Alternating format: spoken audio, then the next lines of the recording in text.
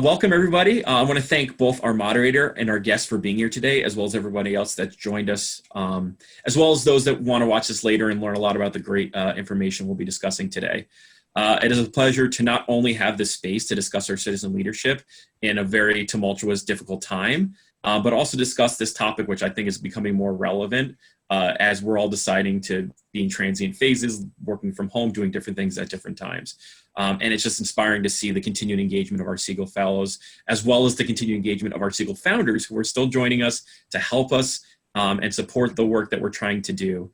Like Laura, who is going to be talking about her book today. I want to first introduce our guest, Laura Gassner Otting. Laura helps innovators, idealists, and iconoclasts get unstuck and achieve extraordinary results through limitless possibility. Laura collaborates with entrepreneurs and investors to push past the doubt and indecision that consign great ideas to limbo.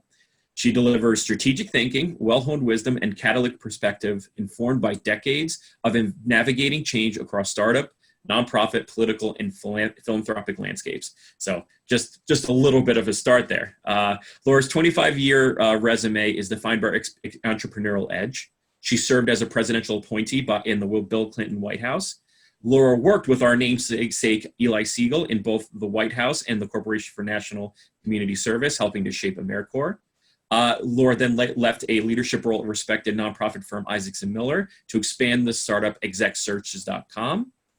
She then founded and ran the nonprofit Professional Advisor Group, which partnered with the full gamut of mission-driven nonprofit executives. She's the author of Mission Driven, a book of those moving from profit to purpose. And through her commitment to give back, Laura has helped to build a local Montessori school, co-founded a women's philanthropic initiative, advised the Startup National Women's PAC, grew a citizen leadership development program, and completed charity-inspired marathons. She's an instigator, a motivator, and a provocateur, and as she said herself, she's never met a revolution she didn't like. So welcome, Laura, and thank you for joining us on this call. I would also like to introduce our moderator, who is an inaugural 2008 Brandeis undergraduate Segal Fellow, Jess Kent, who is a mediation specialist at the law offices of Lindy Korn PLLC. So thank you both to you. And Jess, I leave the floor to you. Hey guys, thanks so much. So I'm really excited that we have folks here and that Laura, you're here. Thank you again so much. And for all the folks who are going to be watching this recording, fellows and founders alike, I know that there's going to be a lot of really great conversation and Q&A as well. So just some housekeeping. As Kyle said, Kyle's doing the tech stuff. So if you have a question about tech, if you have a question for Laura, you can let Kyle know. You can put an asterisk in the chat. You can raise your hand, however that works for you, and we'll get to you. And we just ask that generally folks stay super present. It's really easy, especially during Zoom calls, to be distracted or multitasking. And we just hope that you can be present with us and focused with us. So we ask that you put the distractions away. Thank you again to Laura and to Susie and to Kyle. And I think that we should just get started. So we're going to be focusing on the first chapter of Limitless. And some folks have listened to it. Some people have read it, the book in entirety and just the chapter or an article. So I wanted to start by asking Laura to share a few thoughts, if there's anything that you wanted to frame the conversation before we do introductions together. Sure. So I have to admit, it's been a little while since I wrote the book, so I don't actually remember exactly what's in the first chapter and what's in the rest of the book.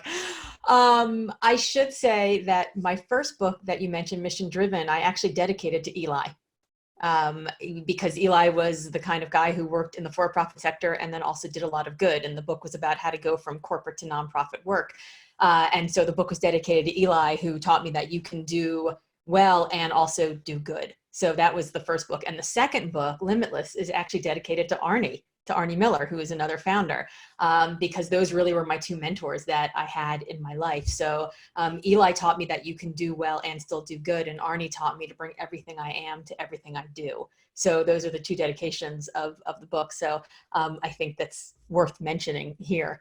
I wrote the book because I realized at a certain point in my life that I had spent all of this time really pursuing everybody else's idea of what success should be. So I followed everybody else's path. I listened to everybody else. I like checked off all the boxes on the scorecard. And then I got to that point, actually, while I was working for Arnie. I was the youngest vice president in the history of Isaacson Miller.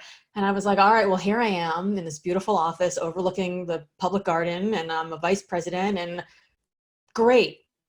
Now what? Like, is this all there is? Is this all I was meant for? Is this it?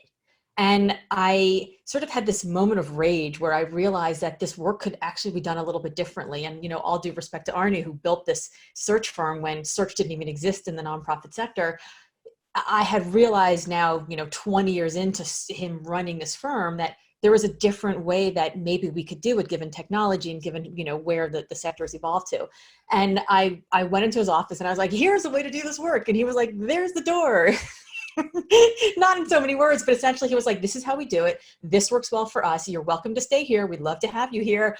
Or you could go do it your way. And for me, the way that it was being done felt a lot like, and I talk about this in the book, it felt a lot like we worried about the profit of the firm and then also worried about the mission of our clients. And I wanted to worry about the mission of our clients, knowing that if we did that work, the profit would come. And so I left and I started my own thing. And it was through that process and then the next 15 years of really interviewing thousands of people who were at this just very major cataclysmic moment in their careers that I had this realization that I was paid by my clients to call all these people who were at the top of their game, right? I was being paid by my clients to find best in class and call them and convince them to leave this job and go do something entirely different. So I was paid to call them because they were super successful, but they took my calls because even though they were super successful, they weren't happy. So I was sort of fascinated by the idea of that. And then I looked back at my own career and I was like, well, I kind of did the same thing. And so the book really grew out of this question of what if success doesn't equal happiness? And how do we find meaning in our careers as defined by us and not necessarily defined by everybody else? And I think it's really even more important for those of us who are trying to do citizen leadership work, because there's this idea that meaning has to be martyrdom, that service has to be sacrifice. And I think that there's some happy medium in that we can have meaning, we can have service, but we can also have the kind of life that we want to live, however we define that. So I'll leave it there. That's sort of my opening of why the book came about. Well, awesome. Thank you. So we have, I think, 3 fellows currently, in addition to myself, and then Susie and Kyle. If we can all go around and just share our name, something that the others don't know about ourselves. And the third aspect is a question that you are hoping to have answered or that you want to throw into the pot. So those 3 things: your name, something we don't know about you yet, and a question or a comment to throw into the pot. And Susie, can I call on you to just get it started? Sure. Thank you, Jess. Hi, Susie Flug-Silva, the Segal Program Director. Those on the call know me. And Laura, just want to echo Kyle and Jess's thank you for being a founder for the Segal Program from the beginning. You're a supporter in so many ways, board member, coach, always leading things for the fellows in terms of training and development. So we're really grateful for you. Something that you might not know about me. On a silly side, is I am not very good at all this baking that people are trying to do when they are going to the store less. So I continue to burn items at home that we keep eating anyway to use our flour up, and that's something you might not know about me. And something I wanted to throw into the mix. I so appreciate, Laura, that you and your team shared your first chapter, and I know you had a little section on, it was the ephemeral nature of work-life balance and not striving for balance, but for alignment.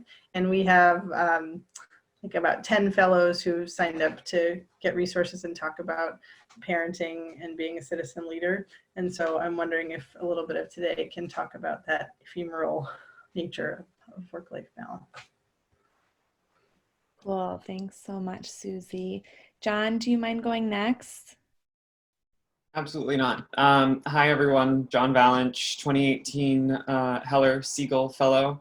One thing I was thinking about this that all of you certainly don't know about me is that I practiced wushu, or competitive kung fu, for about 4 years, leaving middle school and into high school.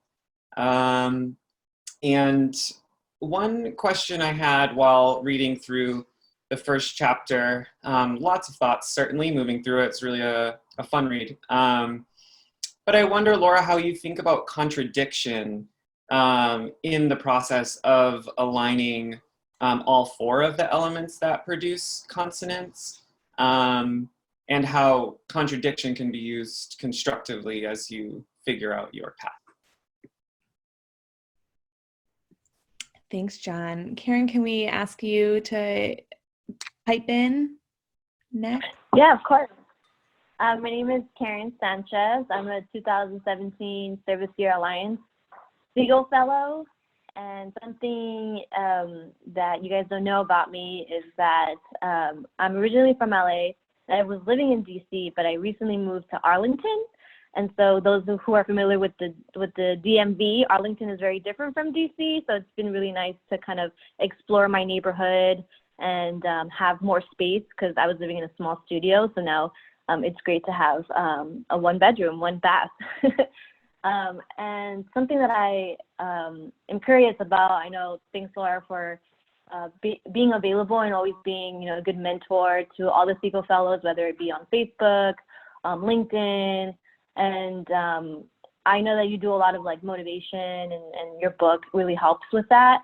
I am curious to know, given that a lot of students, and in particular me, I'm job searching, but it's sort of like a weird time to be job searching because people are losing their jobs. And so what kind of, like, based on your research or in your motivation and your book, like what tips would you give me or anyone in the job process when a lot of internships are not happening, a lot of events are being virtual, and like it's a weird time to be job searching. Awesome. Thank you so much. David. Hey, everybody. It's good to hear John again. I talked to you yesterday. And good to see Jess and everybody. So I am a 2014 Segal Fellow. Funny thing about me that people probably don't know here, and I only think about it because she's been in the news a lot. When I was studying abroad many years ago, I went to a political conference, and I met somebody at the airport to go to the hotel together from New Zealand, and now she's the Prime Minister of New Zealand, Jacinda Ardern. It's always just funny that we were hanging out when we were kids, and she's doing good things. And so it's always fun to see her in the news. And I'm, as Jess and I've been catching up a lot, but I have transitioned my career to the public sector. So I'm like now, as opposed to like killing myself in the nonprofits, I'm working a very 9-to-5 wonderful job in New York City's campaign finance board, which has actually given me a lot of time to like attend things like this and like work on boards that I'm doing now. And so like, I'm just very curious like to learn about like, I'm still giving a lot and like still doing a lot, but it's like, and I'm wondering like, I just want to generally hear about, structures as you transition. I know Laura and I talked, when I was thinking about working on the Sanders campaign about, working on campaigns, the White House, to like different types of jobs and how you balance that. Because actually I do have a good balance, but I also don't want to then just be like, oh, I have a 9-to-5 job, so I should just now spend 5 to 10 doing other work, So just kind of throwing that out there. It's not really a question, it's more of a where I'm at in my life, but I thought it would be something I'd add. Awesome. Thank you. Kyle. Thank you, everybody. And I just want to thank everybody for jumping in the call. Definitely thank you to Laura for joining us. As for many who may not know me yet, Kyle Richard, I'm the Segal Program Coordinator, so I'm on the team with Susie on the Segal Program. A fun fact about me that is really recent is that my wife now can add amateur hairdresser to her resume and did my hair this weekend. And I told her, as long as it's Zoom acceptable, we're like in the front, it's fine. That's all that matters. So I appreciate her going in and doing that. The big question that I had, and it was based on the book, was the idea of finding your calling versus your passion. how to differentiate between those two things and how to find out whether you are actually working towards your calling or you are putting too much into a passion and not falling into that trap, and like how you can define the difference between those two and how to put the best investment towards one over the other. So I'll go last and then just toss it over to Laura. My name is Jess Kent. I'm part of the undergraduate Segal Fellowship from 2008. Something that you don't know about me is that I have my tooth pierced, and I've had it for over a decade because my grandmother would not let me get my nose pierced, and my uncle just happened to be a dentist. So it was very convenient. I would not recommend it, but it's been kind of my like hidden funny thing that nobody knows about until I smile and ruin pictures because the piece kind of catches the camera lens. But realistically and seriously for me, I think the main thing about this book and preparing for this book club kind of feature for the fellows is really about organizational shifts and taking the lessons from this book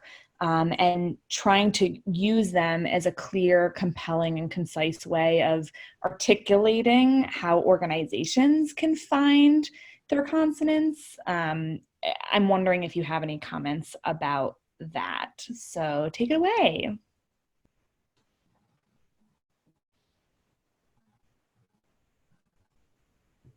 Sorry, I was writing some notes. So how do people normally do this? Do they just go through the questions one by one, or do they talk about stuff, or do we have a conversation? Or what? I mean, I don't want this just to be me talking at you guys. Everyone's got like Zoom overload. So tell me how you normally do this in a way that will, or how you would like to do this in the way that is most engaging for each of you. So I would think the way we've normally done, I think what would really help is we can jump into one of the questions that were brought up and then maybe have a conversation about it until it's a natural ending, and then we can kind of move on to other ones. If there's something that comes up out of it and it kind of tangentially moves out of it, then we go in that direction too. So, Okay. But I think a good starting point that I think kind of touches is Karen's question on using the lessons from your book in the COVID-19 crisis. So I think that's a good first starting point for me.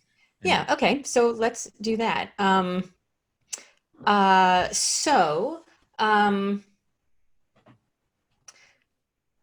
Here's what I'll say. I will say that I think that organizations don't actually know what to do in terms of hiring, right? I think that everyone is sort of in this, I don't know, I'm not sure. We need to lay people off. We need to furlough people. We may have to shut down. We don't really know what's going to happen in the fall. If there's a resurgence, when there's a resurgence, organizations that are associations that deal with, they get their income through, big events aren't going to have those big events. I think we'll see a lot of mergers. We'll see a lot of acquisitions throughout, both the nonprofit and the for-profit sector. That said, I do think that the conversation that we were having before COVID-19 happened is a conversation that was starting to really push its way through the zeitgeist in a way that we've never seen before. And, I think I talk about this early on in the book. I don't know if it's quite in chapter 1, but I know that we blame millennials for basically everything that goes wrong in the entire workforce. But frankly, millennials are the ones that are pushing this idea of purpose. They're the ones who are pushing this idea of meaning in ways that we've never seen before, right? The baby boomers weren't doing it. Us Gen Xers weren't doing it, but millennials are pushing this conversation. And because millennials will be 75% of the workforce by 2025, that's a really important conversation. So you take that number, 75% of the workforce by 2025, and what they care about, what you care about is meaningful work. And then you take the other number, which is that only 1/3 of the American workforce actually considers themselves engaged at work at any given time. And you go, oh, okay, that's a problem. And then you take another number, which is that engaged workers are 22% more productive and more profitable for their companies than disengaged workers. So every manager, every leader, every boss should be, if they're not being kept awake by this thought before COVID-19, should be kept awake by this thought after. And here's why I think it matters. I think that there are a lot of people who are unemployed. I think there are a lot of people who are underemployed. David, I remember going to your thesis presentation actually on underemployment and finding it so fascinating. And so there's going to be a lot of beggars can't be choosers, right? People will have to take jobs. But at the same time, I think leaders have to reckon with the idea that the team who left before quarantine is not going to be the same team who returns. Because all of us are at home right now, safe at home, not stuck at home, but safe at home, looking around and saying,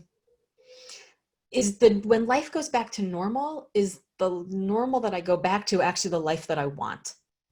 So even, if you get to go back to a job that's safe and fine and, everything is quote unquote normal, there are going to be these questions of, well, what does success really mean in this company?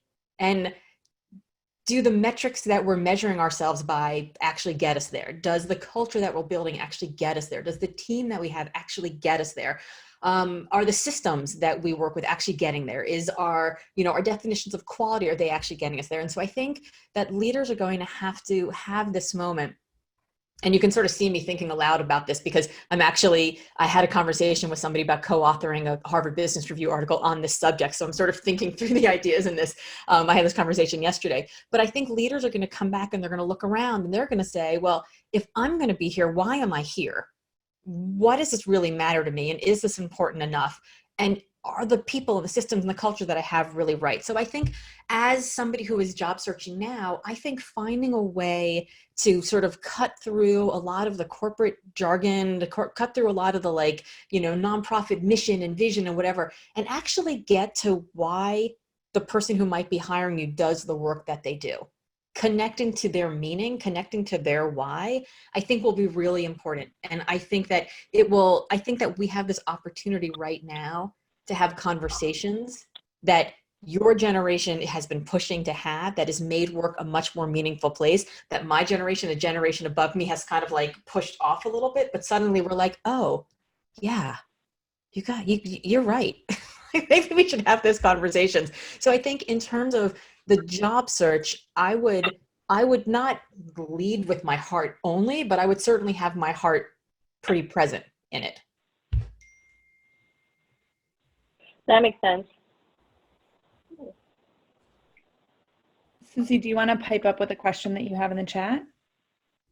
Sure. I just, I appreciated you expanding our thinking on this, Laura, to not just the current time, but before and after COVID. And you mentioned Eli and Arnie in your opening and in your book dedications. I just didn't know because a lot of us on the call have met Arnie, but most of us didn't get to know Eli. If you think that either of them would have had particular mantras or words of wisdom that they would be charging us to think about during this COVID-19 crisis and response time.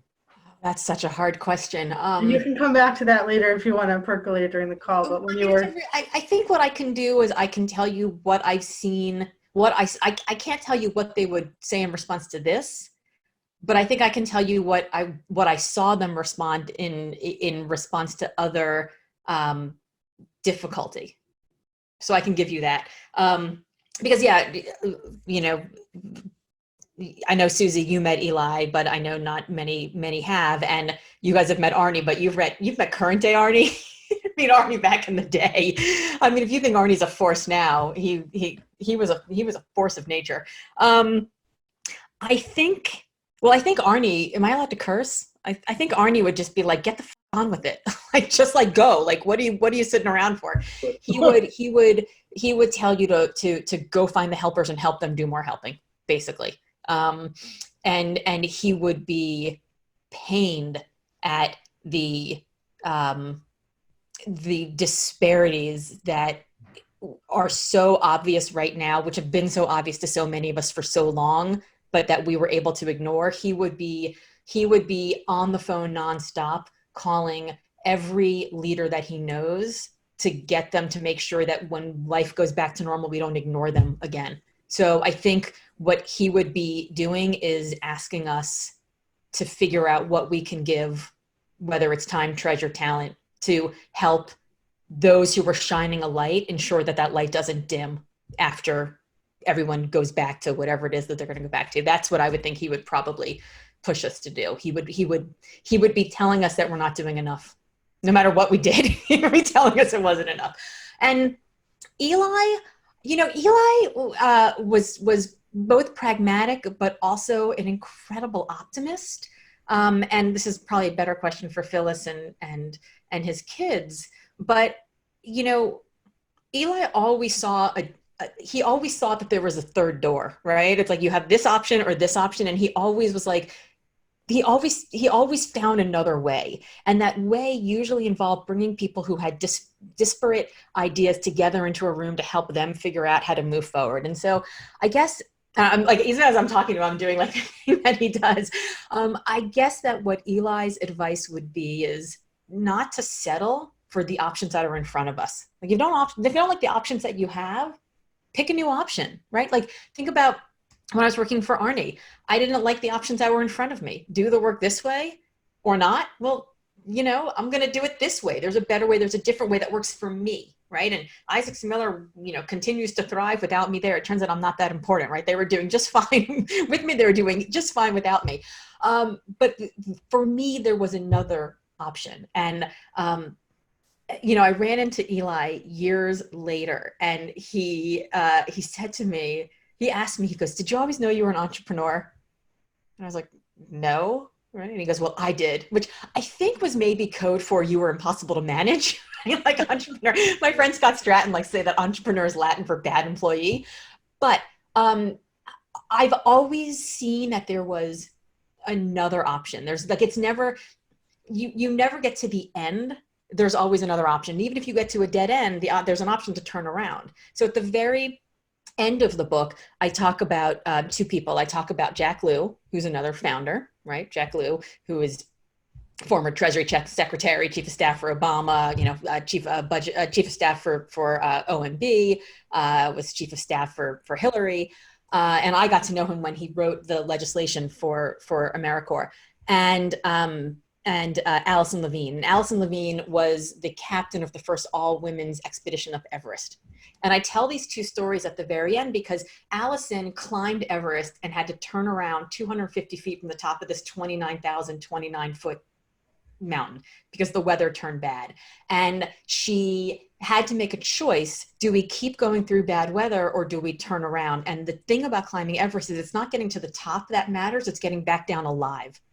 So she has subsequently gone up and climbed all 29,029 feet, but she was sitting at a dinner party where somebody was like, "Oh, so you didn't actually climb Everest. You only got 250 feet short." And she had to make a decision in that moment, either to like let this guy have it or to just know inside that success for her in that moment was turning around.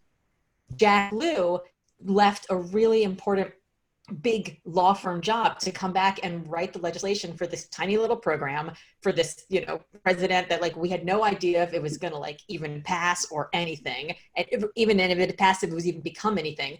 And he decided to put his hands in his career in Eli's hands because he was like, he was a good guy who was doing good stuff and I knew he'd look out for me.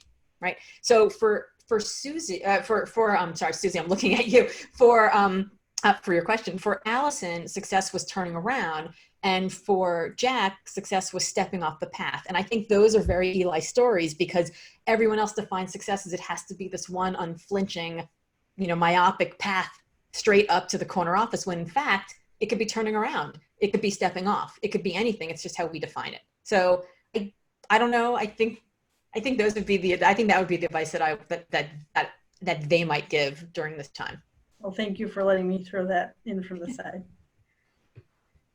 So, okay, if that's sort of how you think about it right now, and I think, Jess, that sort of answers your question a little bit about like how organizations are going to deal with it. I think that, organizations are going to have to hold space really to like, how do we acknowledge this shit? Think about it. How do we acknowledge that we're changing as leaders? How do we acknowledge that our team are changing as staff members? Like, how do we have those conversations? And so I think that's a lot of how organizations can deal with it. And I think we can talk more about that if you want to, if we have time. But I think what I would switch to now is thinking about calling versus passion.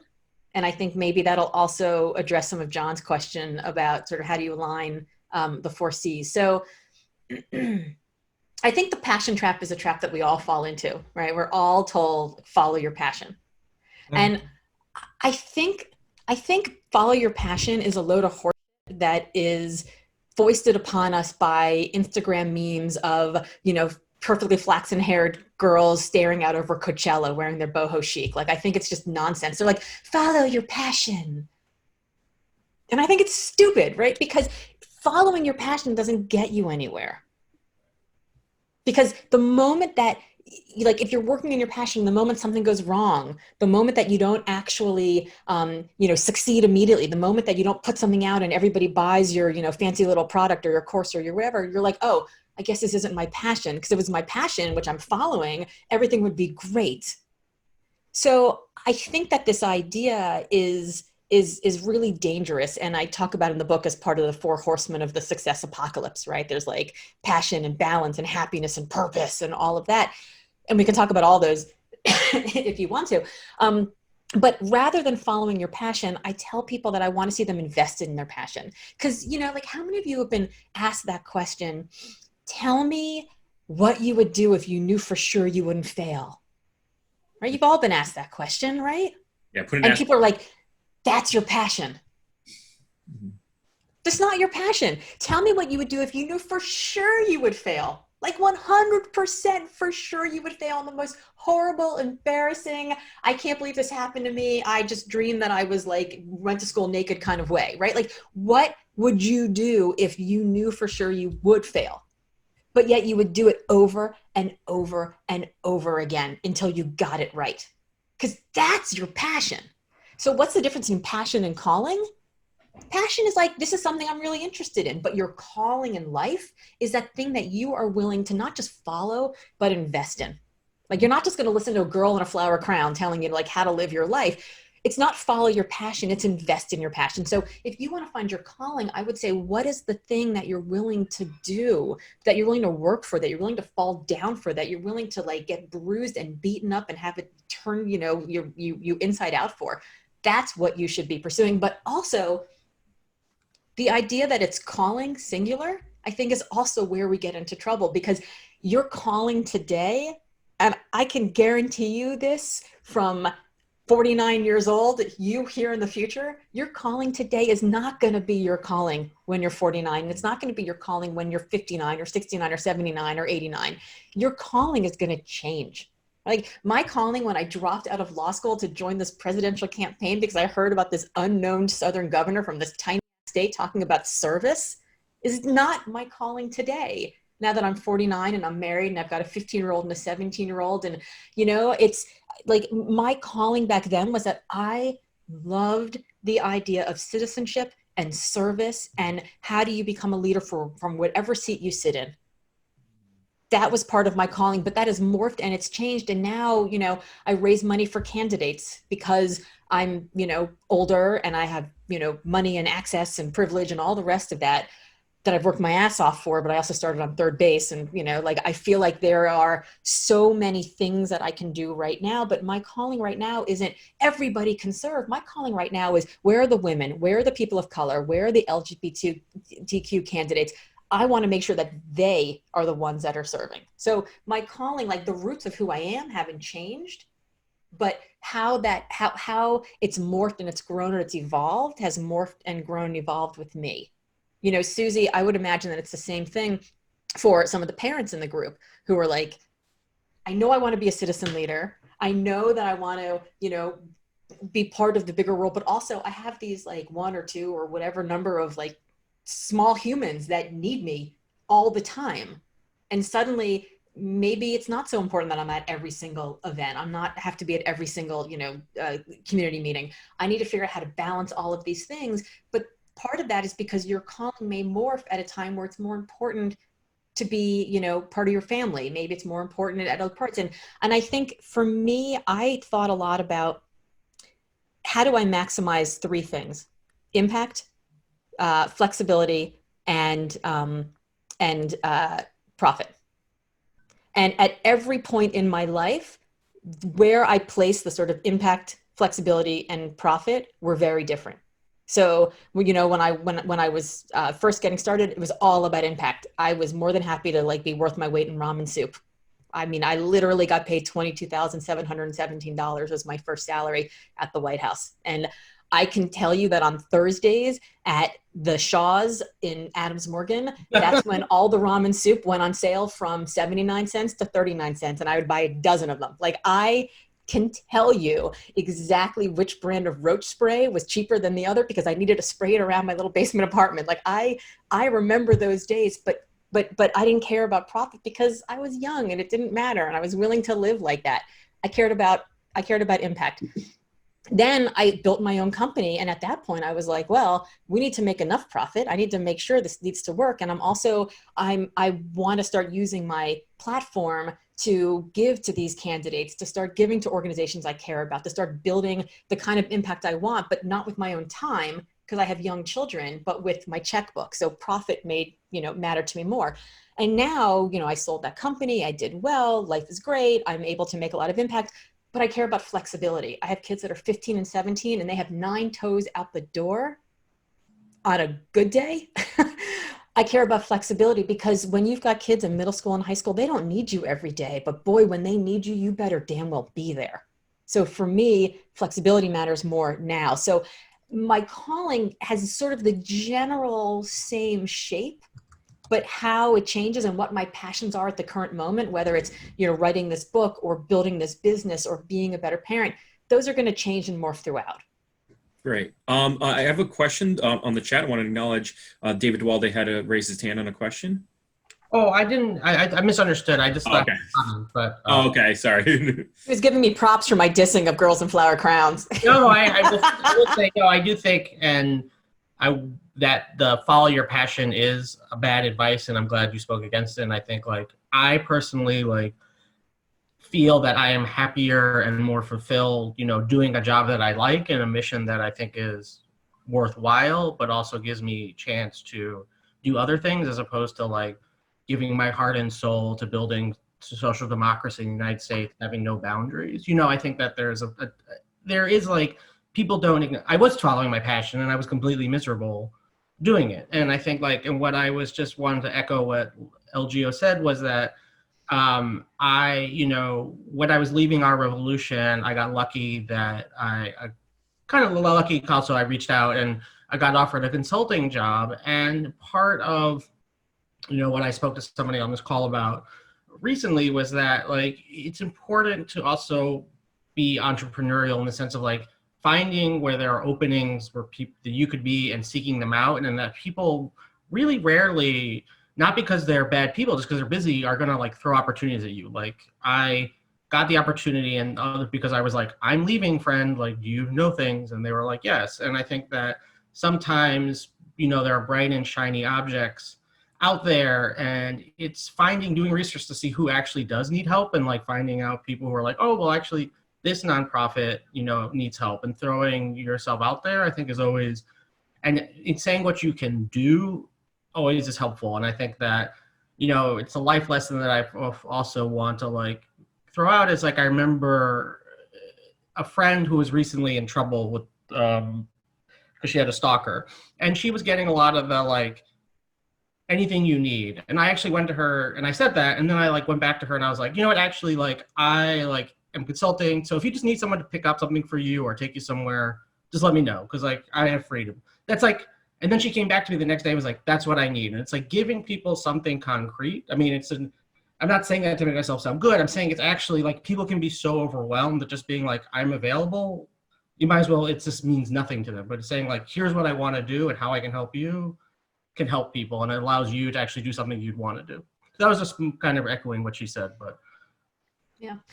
I mean, to your point about how you were working in your passion and you were miserable, I think, one of the 4 horsemen of the success apocalypse is this idea of purpose, right? You have to find your purpose. And if you're not working in your purpose, you're just pushing papers. You're just a sellout. And I think we get that wrong because we think purpose has to have this, the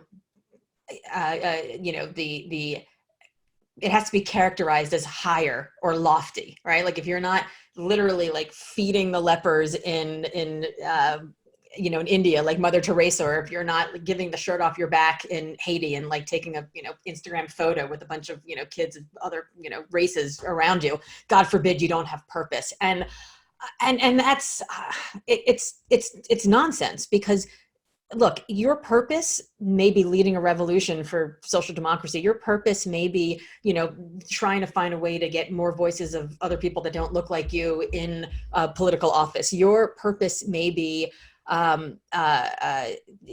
leading a citizen leadership program. Your purpose may also be paying off your student debt so that your children and your children's children don't have to, can be the first in generations that don't live in debt. Your purpose may be, buying a nice house because you want to live in a nice house. Your purpose may be buying a Maserati and a beach house, right? Like I think that we have this notion of purpose shaming, right? There's like this martyrdom, like my purpose is more important than your purpose. And I think that we sort of have this like, we have two sort of things that are going on. There's one which is like, I have so much purpose and your work doesn't really matter. And then we have this other one, which is like, I'm so oppressed and you're not oppressed nearly as much as I am. And, when we get in these competitions, nobody wins. And so I want people to stop purpose shaming each other, right? Like there are plenty of people who make tons of money who donate a lot of it to organizations. There are also plenty of people who make tons of money that don't donate jack shit, right? But they are, just because you're working in a job where you have to sacrifice doesn't make you any more in service than somebody who you don't know what they may be doing. And so, this idea of, can your 9-to-5 job be the thing that provides you with security and safety and stability, and allow you to do things in your 5 to 9 life that maybe those are your passions. Maybe that's where your purpose comes from. So, I think when I went to school, it was very clear that like your job was your job and that was your identity. That was who you are. That was, if you're going to, work with purpose, if you're going to matter, it's going to be in your job. And there was no nuance between like, there were the people that worked in the for-profit sector and then there were the good people who worked in the nonprofit sector, right? There was just like nothing in between. So I like, David, that you're saying that, you have this job now in public service where you feel that you have much more stability. You're not like literally like leaving yourself, out there all day long, blood, sweat, tears, because that's exhausting. That's a really hard thing to do for a whole career. And it's hard to have a well-rounded, holistic life. It's also hard to grow and change and evolve when you do that as well. The reason that we get better at things is we allow ourselves space to fail. And if all we're doing all day is like working in the thing that we do well and that we are so dedicated to, that failure is not an option, we don't have the opportunity to fall down and get up and learn something about ourselves, because in the failure is the fulcrum, right? Like we think of failure as finale, but in the failure is the fulcrum, and that's the place where we grow and we iterate and we change. And I can tell you that every significant forward leap I've made in my life and in my career came from falling flat on my face. It's just, that's how it happens. And, it's not easy, and I don't wish that on people, but I think it's good to figure out where the safe failing is and to maybe allow yourself a little bit of that. And I think that we have this opportunity right now during this forced pause where we really can think a little bit about, well, what are some of the other things that I might want to fail at? Right? Like, I don't know, Susie, you talked about failing at baking bread. I literally threw out a giant gloopy mess of sourdough a couple days ago because I was like, screw this. This is just like, just one additional thing that I cannot take on. Like I've spent the last 3 years trying to build, my author and public speaking business, which is now like dead, right? It's just dead. Like every single client is just like, I have zero for the rest of the year, right? Like I have, clients that have rescheduled for next year. So like, yay, I have a jump start in 2021. But yeah, 2020 is a bloodbath, right? It is difficult, and it's going to demand that I, reinvent myself yet again professionally. That's really hard, and it's really scary, and it's really exhausting. So baking sourdough was just, I was done. It was too much. I was like, I'm just going to throw out the flour and the dough. I'm done. But I've also been doing Facebook Lives every day at 10 a.m. on my personal page. I get on and I talk for like 18 to 22 minutes about whatever it is, the thing that I'm thinking about. And I'm like rehearsing my bits, I'm like going through, I'm getting my reps and I'm still speaking. I'm still trying to figure out how to engage. And I know that I am not going to be on a stage again for 18 to 24 months. There is no insurance company in the world that is going to underwrite a conference of 5,000 people that's going to hire me to get on stage. It's just not going to happen. That's terrifying. So it's not only like, I don't know if my job's going to be there or not. I know it's not going to be there. I know it's not going to be there for 2 more years. So I have to take my IP and I have to figure out a way to deliver it in a completely new way, which is a way that I hate. And yet I have to figure out how to love it. So I have been getting online every single day at 10 a.m. and failing publicly on Facebook for everybody to see. Every day. Like one day I got on and I was like primping my hair and I was like, oh shit, the camera's on, right? Like, I don't know, but I know that right now people are willing to watch us fail and let us fail and have empathy because we're all failing. But like in 2 months and in 3 months and in 6 months and in the fall when there's a resurgence and we have to figure this out again, people won't have the same empathy. So like this is the time to figure out like, okay, well, my 9 to 5 is giving me stability. What are all the other things in the 5 to 9, my side quests, the things that I want to like figure out how to like practice these little things so that when I can get back on my main quest, I can do it well. Well, thank you. I feel like just a pause and a thank you very much to LGO is important to do right now. You always have a lot of brilliance to share. And you just call us out, which I think is a great privilege for us to be able to receive as fellows, to not constantly only be motivated, but also to have a mirror in front of us and to be motivated in a different way, to fail, to try, to change and evolve. I know that folks have to run, and I do just want to go one swoop around to see if there's any more comments or a thought of what we're taking away. And hopefully, well, I didn't get to John's question about the contradictions. And I can say very quickly that the contradictions will always be there. And I think it's just knowing, like, I would say like every 5 to 10 years, you're going to be like, yeah, you know what? Calling doesn't actually matter to me anymore. I'm all about the contribution now, baby. Or maybe you're like, you know what? I would be really willing to do a job that I didn't really care about and not have any control as long as I knew that my work every day mattered. And I think the way to handle the contradiction is just to know that they're always going to be there. And when you can no longer abide the contradiction is when you need to make a shift. So sorry, now everybody can go around, but I didn't want to miss his question. No, thanks for sure. Dave, do you want to go first and then John, and we can just wrap around to Kyle, then Susie and Laura? I will. I think I spoke enough, so I'll pass. Yeah, sorry. So thanks, Laura. This was great. And I really appreciate you coming back towards the end for that note on contradiction. You definitely see some of that through your discussion about Josh in the beginning of the book. And so I think that's something to think about. I think, yeah, I'll leave it at thanks. This was insightful and a nice uplifting little afternoon session. So nice to see you all, and thanks again, Laura. Today is actually the 13th anniversary of the day that Josh was shot. Wow. Yeah. Very relevant. Wow. And I think I'll just wraparound jump to me would be that I think one of the things that was a theme that I was hearing throughout the conversation that Laura was having and kind of was picking up was the idea of thinking about what the new normal looks like. I think with a lot of what we're doing at the Segal program, working a lot of stuff virtually, making sure we make time to get people who would normally be available to come and speak. And Laura, thank you for being one of those people that joined us, is kind of taking the lessons from the book and connecting to that new normal is going to be really important, because there's a lot of, as you said, there's a lot of switch points, a lot of transition points that people are going through, new jobs, losses of jobs, job positions changing, where it happens, how it happens.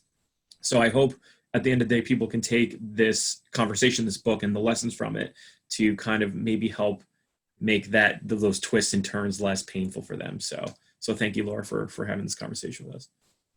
No, I was thrilled to be here. Thanks for picking the book and having me. Yeah. And of course, I'm happy to have further conversations with anyone at any time. That's I'm great. always available for Segal Fellows. Thank you so much, Laura, for that. It's even more important. Well, and I can wrap around next. I also see that Anita just joined on in time to say hi and bye, and hi, Anita. But I really appreciate, as Kyle said, the new normal, but also what you channeled in yourself and in thinking about organizations after this, but also in the voices of Eli and Arnie about, let's get to work on this. Let's know that there are more paths than the ones we see available. And let's make sure that the change that's happening for the good of people now is not going to disappear. We're not going to forget the importance of all these essential workers when they're not, quote unquote, not essential anymore. So I appreciated that you helped us think about ourselves and, as always, the broader picture too. Yeah, cool. Just for me, I think, I always think about the go-to 5 and the things that I've learned from Segal in general. And I'm really curious, as I listen to other interviews that you've done, kind of how your personal life has influenced these epiphanies and these awarenesses. But the reality that there's over 100 fellows now, and this fellow-led feature really kind of comes into its own. I'm thinking about how to transfer what you shared to action and to service, and as a way just to put a mirror to myself and to motivate myself to do instead of just to think. So thank you. Well, thank you so much. And before we button this up, I want to give a great, Susie and I want to thank Jess for putting the work in and helping think of the questions and think of the order for this. I know it took a lot of, thought and attention to make this conversation possible. Thank you for suggesting this book. Laura, thank you for saying yes to helping us out with the conversation. And thank you everyone else for joining and giving fruit to the conversation. I think, Susie, if you can help us out, if no one minds, I know that Zoom doesn't always portray us in our best selves. If we can do a quick snapshot of the conversation in gallery view mode, Susie's going to do it. So if this is a good time, fix your hair, do your, or my makeshift haircut, and then, she'll let you know when she's going to take a screenshot. So. Okay. So 1, 2, 3, smile. Thanks. We'll send that around to everyone. And I don't know if Anita is able to participate via voice. I think there might be a video issue, but Anita, I know you and Laura have gotten to connect over the years. We're so glad that you're on too, and that this will be recorded because we appreciate, Laura, as you said, that you are always there for Segal Fellows, and you have been, and that's a lucky thing for all of us. So if in the process, Laura, of people coming with more questions, or if like in this conversation inspires further conversation, is there a way you'd like for people to either come up to us and connect with you with questions, or maybe just go on your Facebook Live and join one of those conversations? Is there any other way that you'd like people to connect? Yeah, probably going on my Facebook Lives in the morning is probably the best way to do it. So I've actually put a course together for the book, which I'm launching later this week, and it's very expensive, but I'm happy to give a free, coupon for like 100% off to any Segal Fellow who wants to take it. So I actually posted on my Facebook group a few weeks ago that I was looking for testers, and people like Jess, a number of people were like, I'll help. So I've had some Segal Fellows already in there, but if anybody wants to go deeper into some of it, I'm also happy to make that available for any Segal Fellow who wants it. Thank you so much. That's amazing, Laura. Yes, thank you all so much for joining some of the conversation. Once again, this is recorded and we'll view later. Thank you, Jess. Thank you, Laura. Thank you, everyone else. I'm ending the recording now, so thank you.